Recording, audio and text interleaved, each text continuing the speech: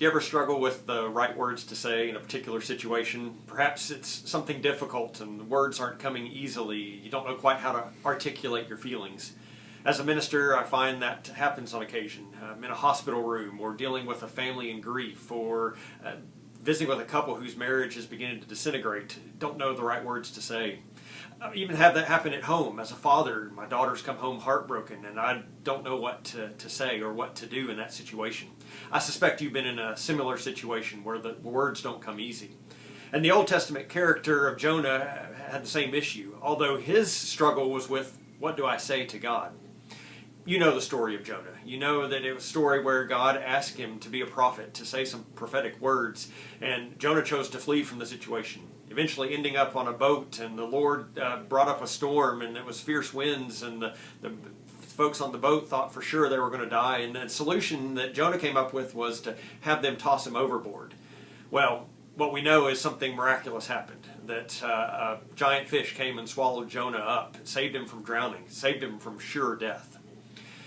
Chapter 2 of the book of Jonah captures Jonah's response to this from the belly of the whale. It's called Jonah's Psalm of Thanksgiving. But what we know about that is that scholars have some really mixed opinions on what happened and why Jonah might have said those words. Some suggest that it was genuine thanksgiving, perhaps even a conversion, that Jonah was now going to follow what God had asked him to do.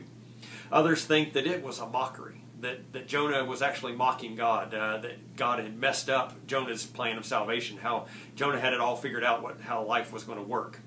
Some suggest that it was an arrogant response, kind of like, I deserved it. Jonah thought maybe he deserved to be saved.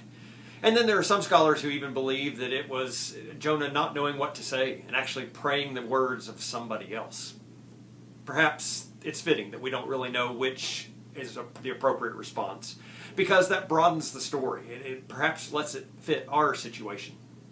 This Sunday we're going to wrestle with Jonah's words of thanksgiving. We're going to wrestle with the idea that salvation belongs to God. But until then, I encourage you to ask yourself these things. Are you genuinely thankful for what God is doing in your life? And do your actions show that? Are you generally of the belief that your salvation comes from God? And if so, do your actions reflect that? Or are you trying to work out your own salvation? And then finally, maybe you should put yourself in Jonah's shoes to consider what sort of words you might say if you were in Jonah's situations. What would you say to God?